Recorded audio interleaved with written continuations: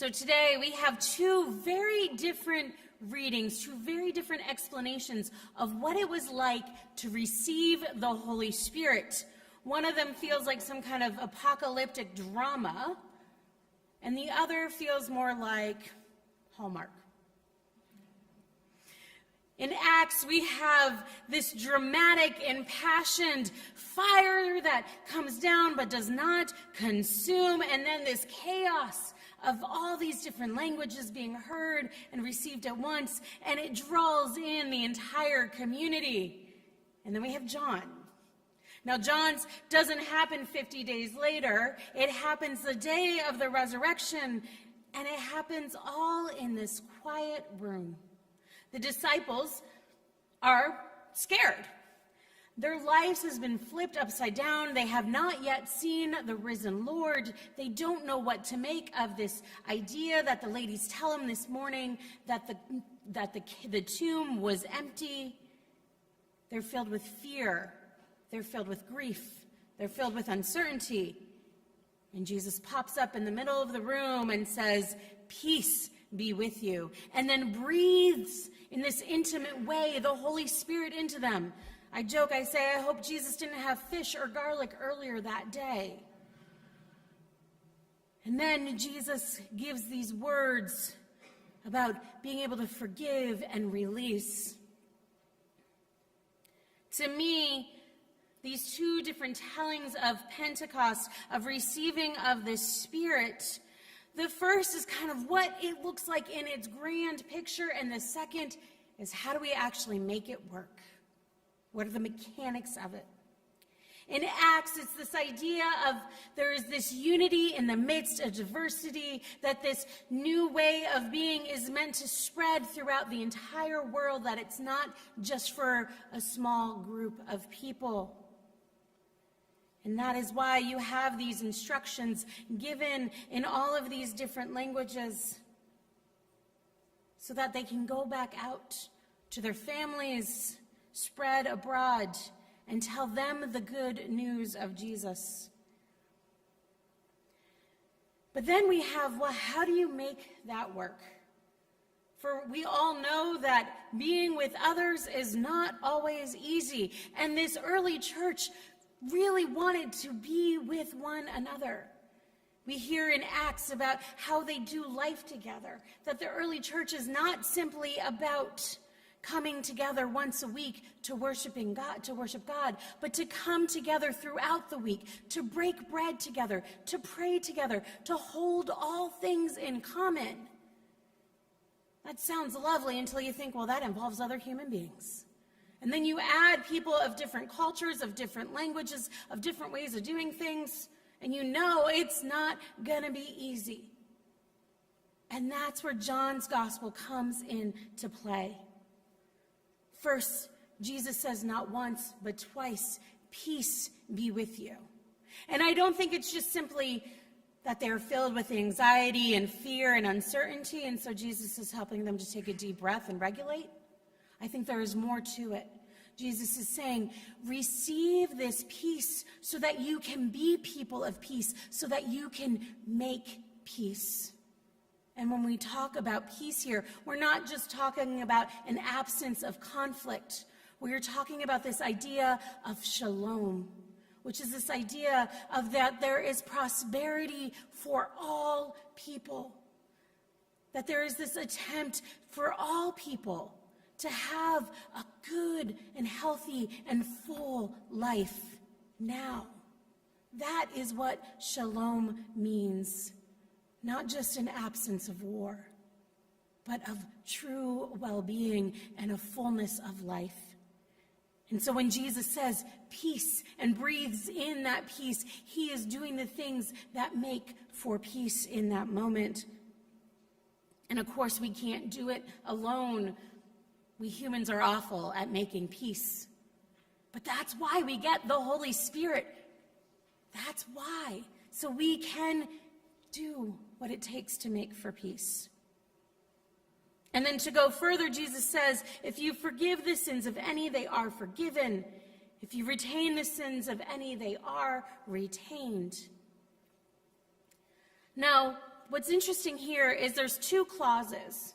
And in Hebrew, we don't have punctuation like we do in English. So there's not a semicolon uniting these two clauses. It's just we assume that. But if you look at the Greek, the second phrase, if you retain the sins of any, they are retained, that word sins is actually not there. Most interpreters assume that it's implied, and so they add it. But really what is there in the Greek says, whoever you hold, they are held fast. Whoever you hold, they are held fast. And so it could be united with this idea of forgiving sins, or it could be something completely different. And I think, as with most things in John's gospel, it has more than one meaning on purpose. See, the thing is, when we are doing community together, it's hard. We are human. We make mistakes. We hurt one another. And if we hold fast to the grudges, if we hold fast to the pain, if we hold fast to the sin, then it's hard to do life together. But if we forgive the sins and instead hold fast to the truth that we are all beloved children of God, hold fast to one another when we are grieving, hold fast to one another when we celebrate, if we hold fast to one another saying, we are in this together and I'm not letting go of you whether you like it or not, if we hold fast in that way, that is how we do church together. That is how we be church together. And again, we can't do it on our own because we are human. We get in the way. That is why we receive the Holy Spirit, because it is the Holy Spirit that helps us to hold fast. This last week, I came across a story of a community that learned how to forgive sins and let go of what needed to be let go of, and to hold fast of what was important. It takes place in Charleston, South Carolina, in 1865.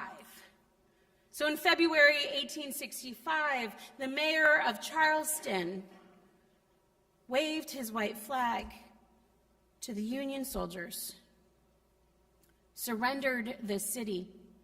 And so from that point on, both the Union soldiers that had come into that area and the local community, predominantly black, 40,000 black people lived in Charleston at that time. Those people worked hard to first put out the literal fires that were destroying what was left of southern Charleston, but then also to do things to begin to rebuild, to create something new. And part of that was also reclaiming an area. So there was a racetrack in southern Charleston where all the well-to-do would go and watch their horse racing, probably wearing fun hats like that. Maybe that was a couple generations later, but you know. But they would go to this racetrack. Now, once the war had started, the racetrack was not being used for that. And towards the end, the Confederate soldiers needed a place to house the Union soldiers they had as prisoners of war. And so they just put them into the middle of the racetrack with no shelter, no real care. Over 250 soldiers died while being held captive in that racetrack. It was so many and it was happening so fast that the Confederate soldiers didn't know what to do, so they dug a hole out back of the grandstand and made a mass grave. Well, after the surrender in mid-April of 1865, 30 black men came, dug up these graves, properly put each individual in their own grave, marking each grave whether or not they had identity of the person being buried in it. And then when they were done, they built a beautiful fence to mark this area as a sacred cemetery, and then put a sign over the top that said, Martyrs of the Racetrack. And then on May 1st, 1865, there was a large procession of over 10,000 people to this newly created cemetery. It was started with 3,000 kids from the local black school. They came singing songs. and then 300 Black women from the Patriotic Association, and then following lots of soldiers and civilians alike. Over 10,000 people, each of them carrying flowers that day. And they came, and as they processed to the cemetery and then marched around within the cemetery, they threw their flowers on the grave as a form of thanking those soldiers. The reports in the newspapers after this day said that you could not see the ground because that's how many flowers were thrown on the grave. The fact of the matter is, this is a community who had every right, because of the intergenerational trauma that they had been through, had every right, after all of the chaos that they had experienced, to want to return tit for tat, to seek violence or retribution. And instead, this community in Charleston chose to rebuild the city, to create something new together. They chose to hold fast to something good instead. The story of the racetrack and the martyrs of the racetrack is arguably the origins of Memorial Day, formerly known as Decoration Day. Historians like to argue over that. There's different reasons why they do argue. I think if you read between the lines, take note that it was predominantly Black people who were doing this celebration, and well, we're not always comfortable with the origins of something coming from the Black community. And so others decided to claim other reasons for the origins of Memorial Day.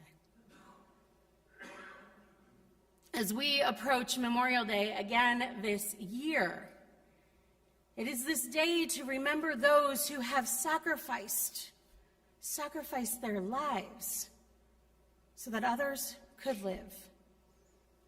And I ask us, what is the most honorable way that we can remember those who have sacrificed their lives through the military service? I suggest it's not some red, white, and blue picnics. It's not going for the best sale at your furniture store.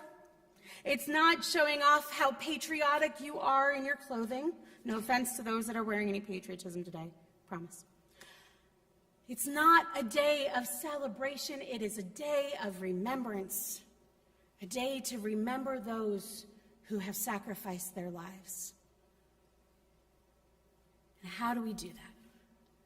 I suggest the truest way to remember and honor those who have done those sacrifices is to be people of peace, to do what it takes to make for peace in our own lives and in the world around us.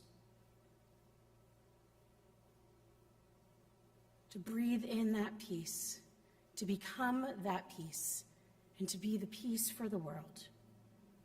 But the reality is we cannot do it alone. We need the Holy Spirit. Come, Holy Spirit, come.